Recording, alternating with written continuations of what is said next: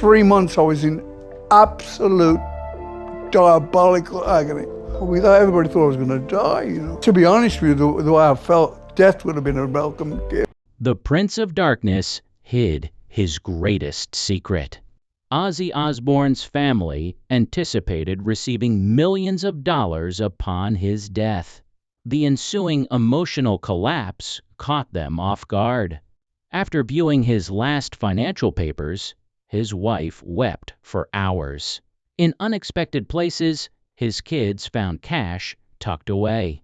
They were moved by more than simply the $220 million inheritance, though.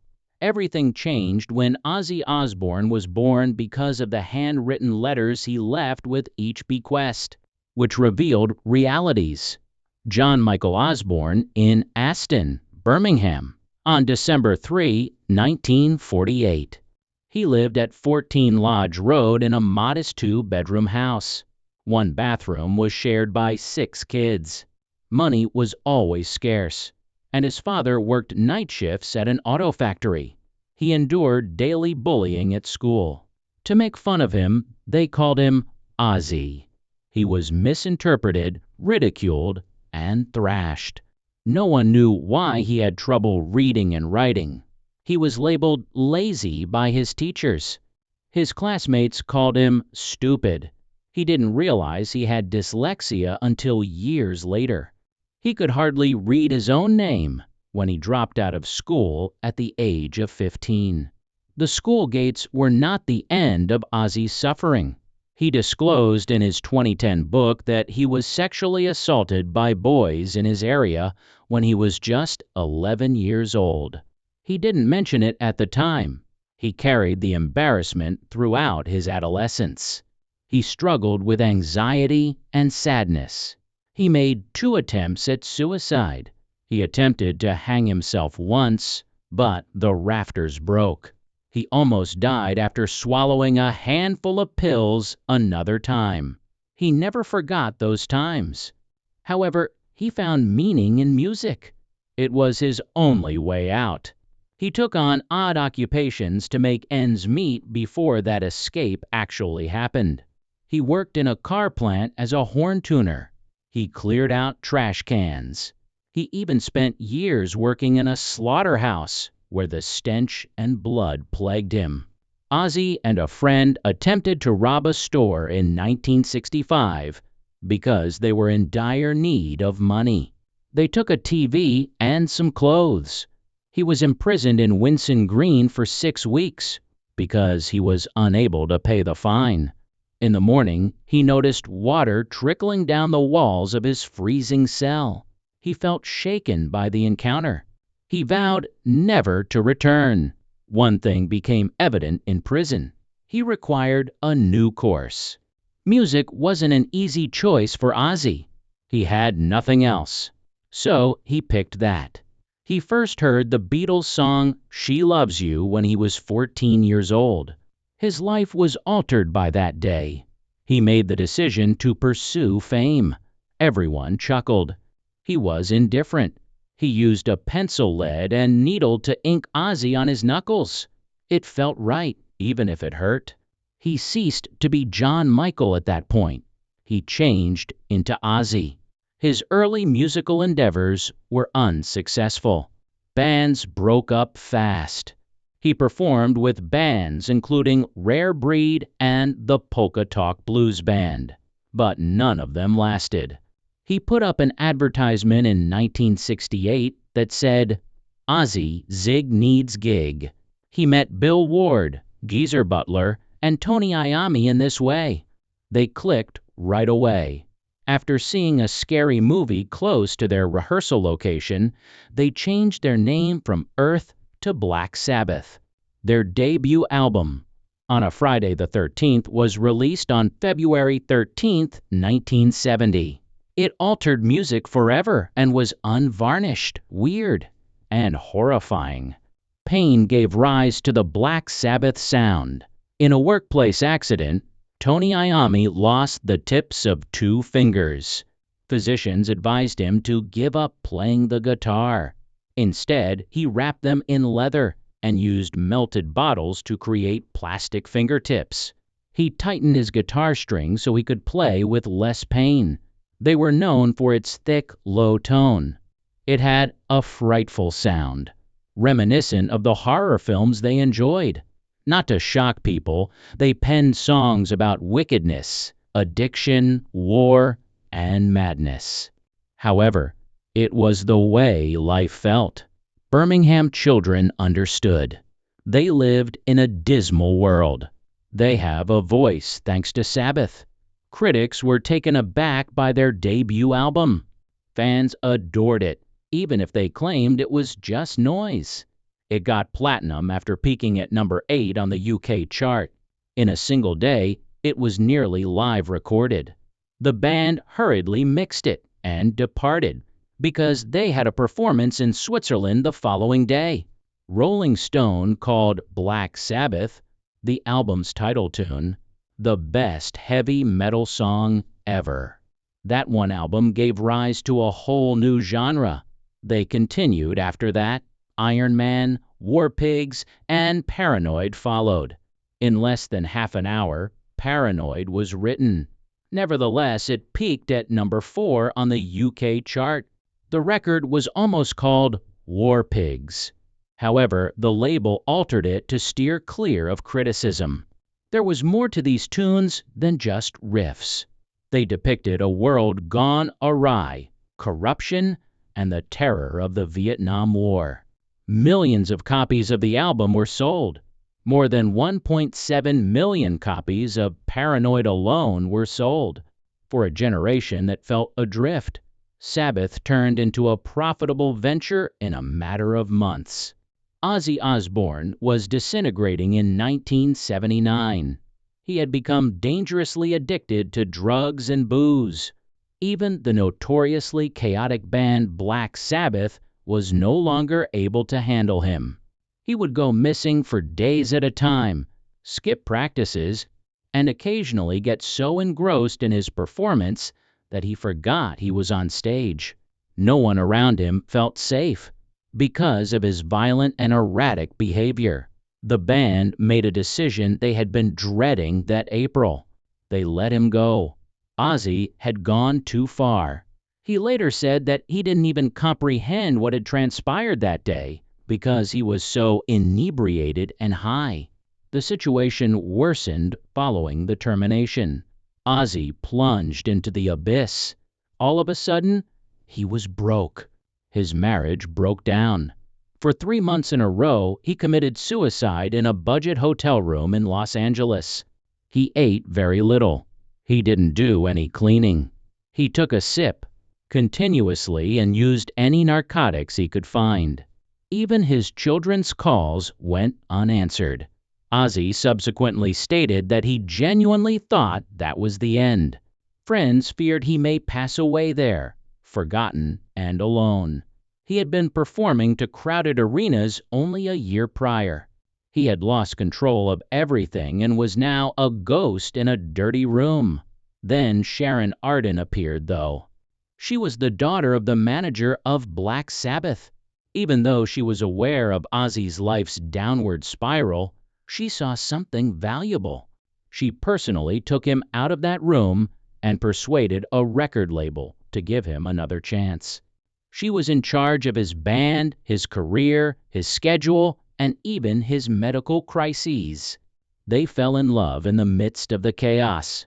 In 1982, they got married. Ozzy has repeatedly stated that his life was spared by Sharon. There wouldn't be a solo career, a comeback, or atonement without her. Unexpected events occurred in September 1980. Blizzard of Oz, Ozzy's debut solo album, was released. Although no one had high expectations, it exploded out. Crazy Train sold more than 4 million copies after rising through the charts. The album sold over 6 million copies worldwide and went 5 times platinum in the US. Ozzy didn't merely make it through. He changed who he was. There was a change in sound. Sharper, faster, and more vibrant. Critics and admirers were taken aback. This star wasn't dying. This was a completely other Ozzy. People were unable to get enough of it. Randy Rhoads, a teenage guitarist, was a major contributor to its accomplishment. He was found with Sharon's assistance. Randy's fusion of metal and classical training was novel. He made Ozzy feel his best. Songs like Crazy Train and Mr. Crowley demonstrated their potential as a team. Randy was referred to as a gift by Ozzy, but everything changed on March 19, 1982. During a Florida tour stop, Randy was on a small plane. Ozzy was asleep on a tour bus when the jet clipped it and slammed into a house. Randy was only 25 when he was killed. Never again was Ozzy the same. He claimed that losing Randy permanently damaged his heart. Not merely a friend was lost in that crash. The individual who assisted him in discovering music had to do it again. But Ozzy continued. In the United States, Diary of a Madman sold more than 3 million copies in 1981. Bark at the Moon added 3 million more in 1983. No More Tears then achieved 5x platinum in 1991. On the Billboard 200, it even rose to number 7. Not all of these albums were hits. They demonstrated Ozzy's resilience. He wasn't merely having a good time. A legacy was being built by him. However, the outrageous tales continued. A fan tossed something onto the stage during a performance in Iowa in January 1982. Ozzy believed it to be a toy bat. He took a bite out of it. It was authentic. For rabies vaccinations, he was sent to the hospital immediately. He had stunned a group of executives at a record label meeting a year prior by biting the heads off 2 doves.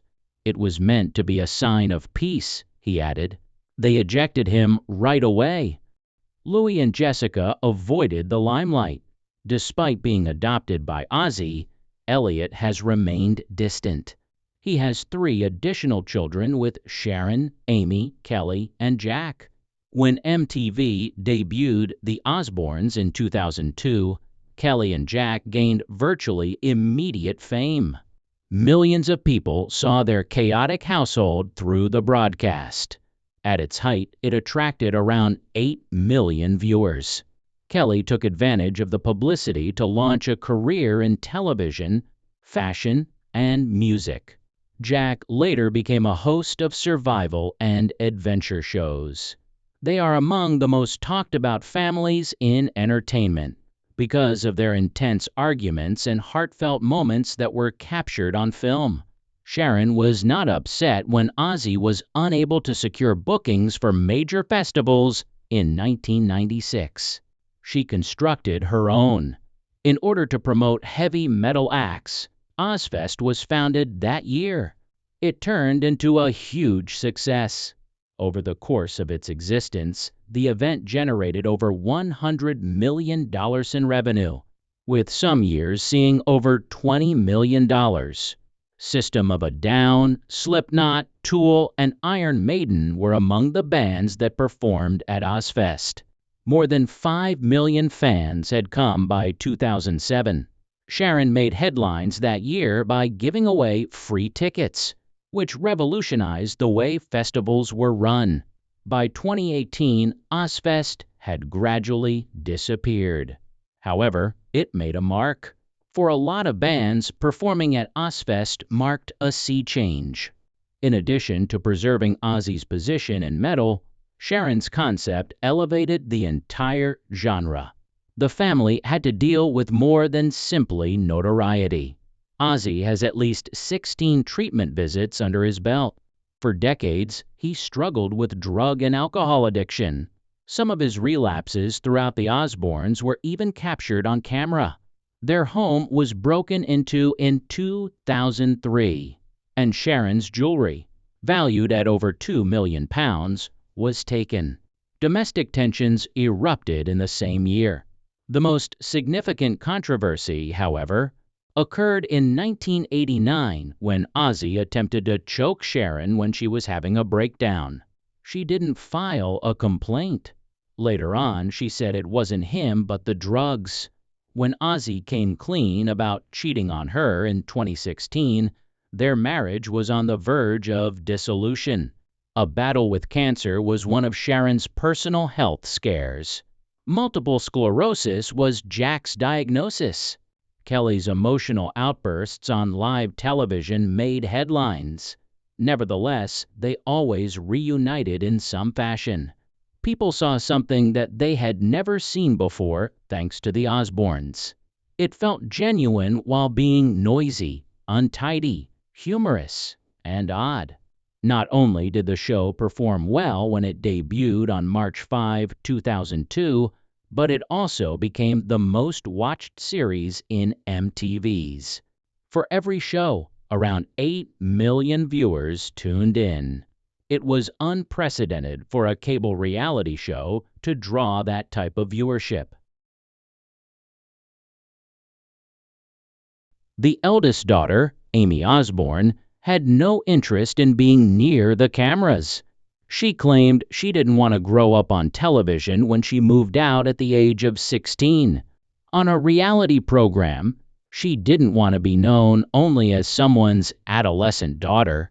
Amy remained quiet while Jack and Kelly enjoyed their celebrity. She stayed away from anything that resembled family reality TV and began her musical career under the moniker AROO. In contrast, her siblings went through everything in the spotlight, including arguments, treatment, and changing occupations. They each rose to fame on their own, but Amy took a different route. The Osbournes' influence extended beyond the family. Television was transformed by it. Its unvarnished, unadulterated style was imitated by other reality series. On camera, celebrities began to behave like everyday people. The Osbourne home was mentioned in comedy shows and Super Bowl advertisements. Celebrities disclosed details of their life in ways never seen before, helping to establish a completely new form of celebrity. This concept would serve as the basis for programs such as The Simple Life and Keeping Up with the Kardashians. It also influenced the way celebrities interacted with their fans, spoke, and dressed. The distinction between private and public life began to blur. Outside of television, Ozzy's life was equally significant. He and Sharon purchased a large home in Buckinghamshire that had been a hospital in 1993. According to Jack, the location was haunted. They later relocated to the U.S.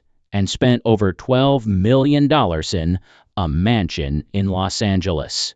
It featured a cinema screening area, 11 bathrooms, and 6 bedrooms. Additionally, they paid up to $50,000 a month in rent for another Beverly Hills residence that was originally marketed for $27 million. As audacious and crazy as the rest of their lives, real estate joined the Osbourne brand. Concerts weren't the sole source of Ozzy's income. He earned more than $50 million from goods alone by 2004. An additional $15 million came from shops that sold shirts, toys, and other collectibles, while another $35 million came from tour sales like Ozfest. Large-scale legal disputes also centered on his music, particularly about royalties from his albums Diary of a Madman and Blizzard of Oz. He even rose to fame online in 2008 when his animated persona made an appearance on the Guitar Hero World Tour. Ozzy's music reached a whole new generation when gamers were able to control a cartoon version of him and listen to tunes like Crazy Train. The number of advertisements that Ozzy starred in was one of the most peculiar aspects of his success. He made jokes about heavy metal and cooked with a look-alike in a 2006 UK ad for I Can't Believe It's not butter. It was humorous and strange, but it worked. In 2009, he also starred in a Samsung Jack phone advertisement in the United States. The joke was that he didn't grasp how to use it, so everyone else thought the phone was simple. He even promoted slot machines, iced tea, and cosmetics. Every campaign capitalized on his peculiar charm while maintaining a humorous and contemporary image. In 2016, Ozzy and Jack's World Detour, a travel show, took their relationship on the road. There was no script. They went to Stonehenge, investigated strange museums, and even attempted to make samurai swords in Japan. It was a combination of a family outing and a history lesson. There were some very poignant moments as Jack attempted to explain the old relics and Ozzy attempted to comprehend them. It revealed a different side of Ozzy, one that was inquisitive, reflective, and perpetually a little perplexed.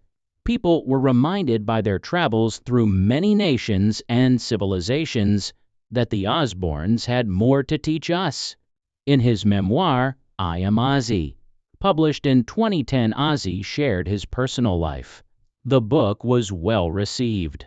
Both the US and UK bestseller lists were topped by it. He told tales of survival, addiction, risky stunts, and crazy concerts. He blacked out during one narrative, so he didn't even recall the plane accident. Readers gained a more profound understanding of his life through the book, not only as a rock star, but also as a man who persevered despite adversity. It became one of the most talked about music books of the decade and attracted listeners who had never heard his music before. The last years of Ozzy Osbourne's life were anything from a peaceful farewell. In 2019, everything began to fall apart when an innocent tumble at home became dangerous. He had metal rods put in his back ears following a severe quad bike accident in 2003. His spine was harmed, 8 ribs were cracked, and his clavicle was broken in the incident. The 2019 fall forced those rods to move, which was quite painful. Significant spinal surgery was required, but the situation didn't end there. He described the intense nerve agony as being like icy water abruptly turning to fire. Walking was nearly impossible. In addition to all of this, he has been fighting Parkinson's disease covertly since 2003.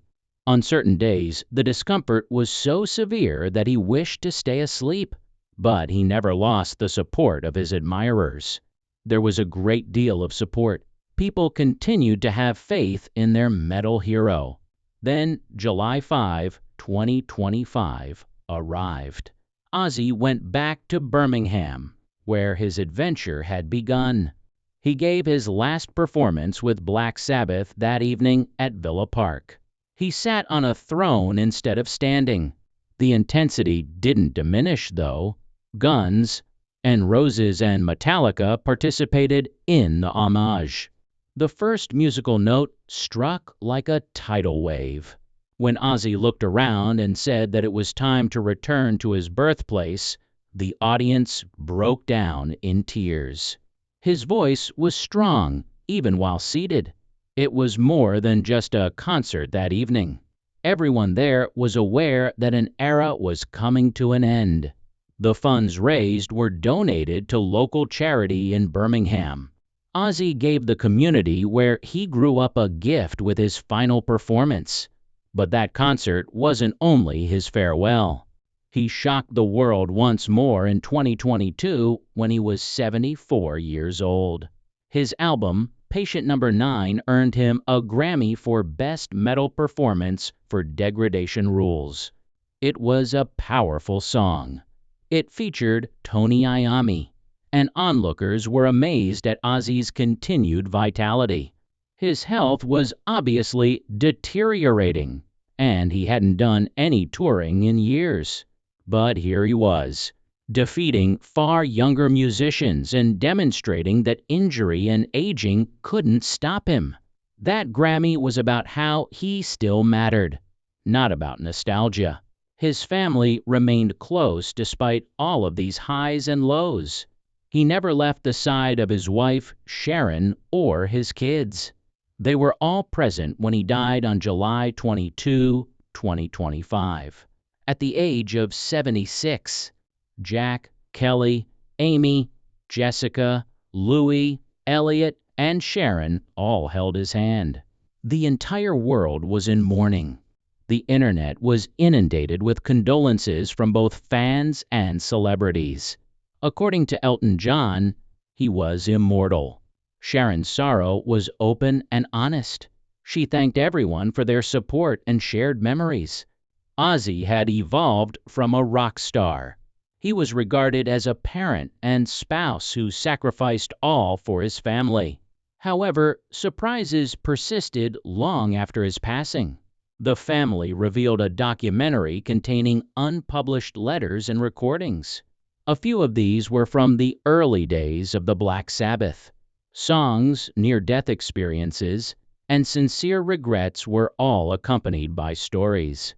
Sharon and Jack alluded to Ozzy recording last confessions in one segment of the DVD. Fans were taken aback. Ozzy had something to say even after he passed away. It kept coming up in conversation.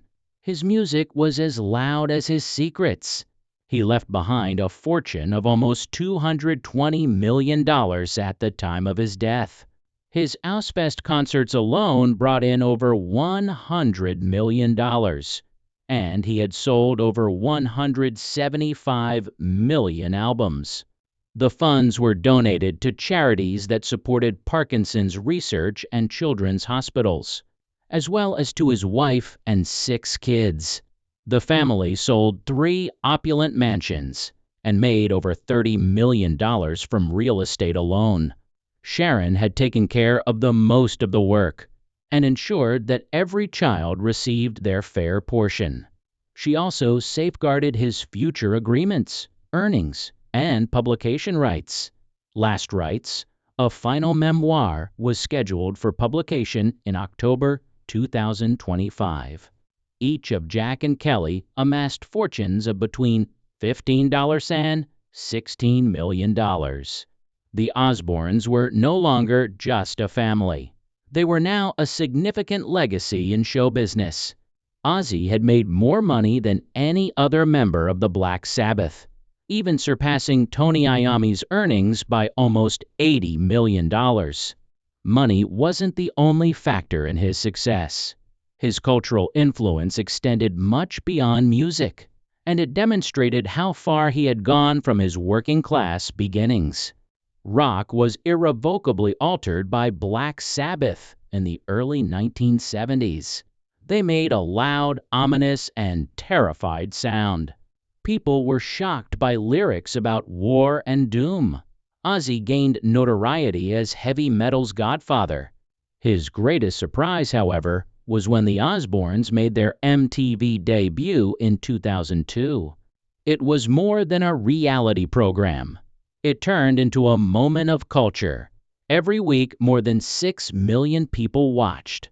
Everything from contemporary YouTubers to Keeping Up with the Kardashians was made possible by that show.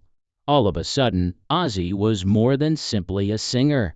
He was a living room star. His voice appeared in viral videos, games, and advertisements. He and Kelly performed a duet that reached the top of the UK charts. He starred in advertisements for World of Warcraft. Even children who were not exposed to Black Sabbath know his name.